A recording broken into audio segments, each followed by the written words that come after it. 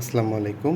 আমরা আজকে চতুর্থ সেমিস্টারের যে ডিসি মেশিন বইয়ের যে ডিসি জেনারেটর অধ্যায়টি রয়েছে, তার আজকে ইএমএফ ইএমএফ সমীকরণ যে বের করার জন্য যে আমরা ম্যাথ করার জন্য যে সমীকরণগুলো লাগে, সেগুলো আমরা আজকে নিয়ে আলোচনা করব। আজকের ক্লাসটি অনেক গুরুত্বপূর্ণ, তো তোমরা খুব গুরুত্ব সহকারে ক্লাসগুলো ফলো করো ইনশাআল্লাহ। তো আমরা ক্লাসে চলে যাই। ডিসি জেনারেটর মূলত কয় ভাগে ভাগ করা হয়? দুই ভাগে ভাগ করা হয়। একটা হচ্ছে সেপারেটলি এক্সাইটেড জেনারেটর, আর একটা হচ্ছে সেলফ এক্সাইটেড জেনারেটর। তো আজকে আমরা সেপারেটলি এক্সাইটেড জেনারেটর নিয়ে আলোচনা করব। তো আমরা আগেই বলে রাখি, আমরা কোনো সূত্র মুখস্থ করব না। আমরা শুধুমাত্র জাস্ট কেভিএল কেসিএল দিয়ে আমরা ম্যাথগুলো করব। ম্যাথগুলো করতে গেলে আমাদের কেভিএল কেসিএল ভালোভাবে জানতে হবে। যদি তোমরা জেনে না থাকো, তো আমি গত ক্লাসে কিছু ছোট ছোট কিছু ধারণা দিয়েছি, সেগুলো হলেই ইনশাল্লাহ হয়ে যাবে। মূল ধারণাটা আমি দিয়ে দিচ্ছি, তোমরা গত ক্লাসটা ইনশাল্লাহ দেখে নিও। তো আমরা ক্লাসে চলে যাই। তো সেপারেটলি এক্সাইটেড জেনারেটরের মূল যে থিমটা রয়েছে, তার একটি সেপারেটলি একটা অংশ থাকবে, সেটি একটি কয়েল থাকবে, সেপারেটলি কয়েল। সেটা হচ্ছে একটা ডিসি সোর্সের সঙ্গে সংযুক্ত থাকবে, একটা ডিসি সোর্স থাকবে। তার সাথে আমরা সেপারেটলি যে ফিল্ডটা থাকবে, এটা সিরিজ ফিল্ডটা থাকবে, সেটা হচ্ছে আমাদের একটা সেপারেটলি অংশ হয়ে থাকবে। ওকে, তো এটা ডিসি সোর্সের সাথে থাকবে সংযোগ, এটা ফিল্ড।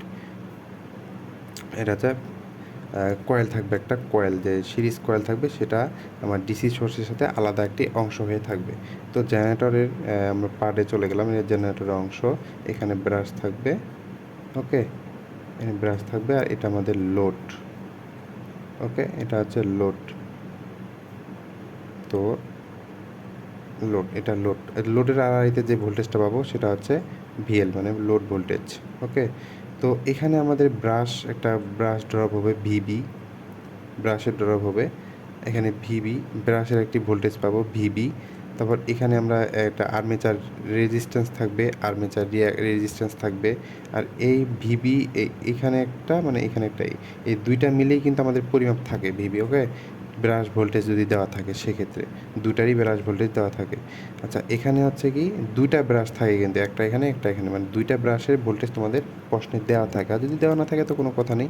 তো এই পথে আমরা কারেন্ট যাবে কত, আর্মেচার কারেন্ট, এখানে একটা কারেন্ট বের হবে, যেটার নাম হচ্ছে আর্মেচার কারেন্ট। আর এখানে আমরা যে কারেন্টটা পাবো, সেটা হচ্ছে লোডের কারেন্ট।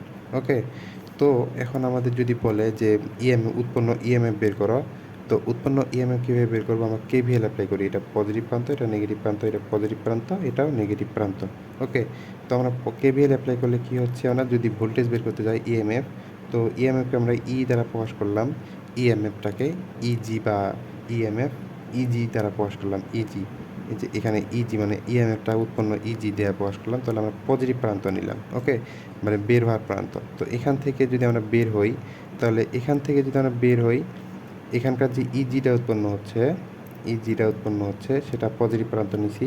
তো লোডেরও আমাদের বের হওয়ার প্রান্ত নিতে হবে। এখানে যদি বের হওয়ার প্রান্ত নিয়েছি, বের হচ্ছে না, এখানেও বের হওয়ার প্রান্ত নিতে হবে। তাহলে বের হওয়ার প্রান্ত কী আছে, negative VL. Okay, VL equal to 0। এটা আমরা কি বের করতেছি, ইএমএফ, উৎপন্ন ইএমএফ। ওকে, তাহলে উৎপন্ন ইএমএফ কী দাঁড়াচ্ছে, তাহলে EMF easy minus VL equal to 0। তাহলে মোট এখান থেকে যদি আমরা লোড ভোল্টেজটা বাদ দিয়ে দিই, তাহলে আমরা ইএমএফটা পাবো। তো ইজি ইকাল টু কী জানি আমরা, ইজি ইকাল টু কী জানি, এখানে ইজি দ্বারা কী পাবো, আইএ এবং আর্মেচার কারেন্ট এবং রেজিস্ট্যান্স দিয়ে থাকবে, আর্মেচার রেজিস্ট্যান্স, এই দুইটাকে গুণ করলে আমরা কী পাবো, ইজি পাবো।